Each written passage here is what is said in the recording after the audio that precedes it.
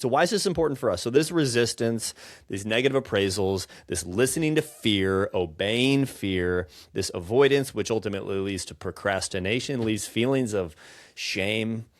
And I just feel like crap. And then you know what? Let me just get a sip of pleasure, and eventually I'll just keep scrolling and I'll look at porn and masturbate and numb. But if we catch it early on, we run towards and choose the path of most resistance. Let fear and resistance be a compass. You can run towards the dragon. The next one is we want to shrink the gap, that liminal space between having a thought and acting on the thought, between knowing and doing. The longer the gap, the louder the fear gets. Ultimately, the principle is you don't need more insight, you need more movement. Mel Robbins made popular this, not the food 5-second rule, but the action 5-second rule. And the principle is pretty simple. That and it's, you know, the five. We're gonna say we're gonna shrink that 5 seconds down to 3 seconds. We're gonna do a 3, 2, 1 rather than a 5, 4, 3, 2, 1. So if you haven't heard of this, the principle is basically if you have a thought, you're at a networking event, and you think I should go talk to that person, or you're at a young adult, God forbid, church event at a brewery, and it's awkward as crap. But you walk in and you own the space, right? But you have a thought, I should go talk to that girl. Okay? You have a thought, okay? I know I should do that. Or you have a thought to do something.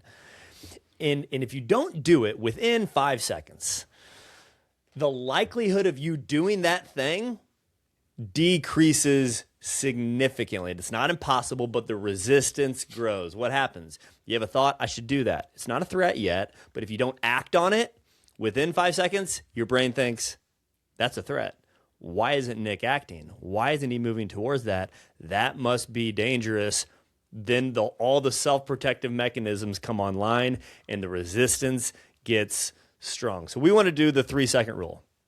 Say it, send it, set it, and then move. So I have a thought, and then what we want to encourage you guys to do is say 3, 2, 1, and then go.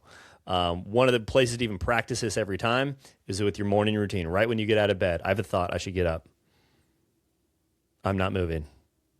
Your brain says, this bed's nice and warm. You should stay here. We have these negative appraisals, and that kind of sets the tone. Silly examples throughout the day. Similar to the first principle you just gave, Joe, is just move towards the resistance. I don't know if you guys have ever had, Joe, if you've ever experienced this, but let's say I'm walking somewhere, even around the neighborhood, I'm like, I see somebody I know.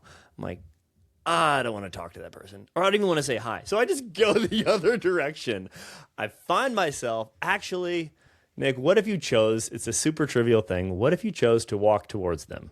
Like, these are silly things, but these small actions make a big deal, and they make a difference.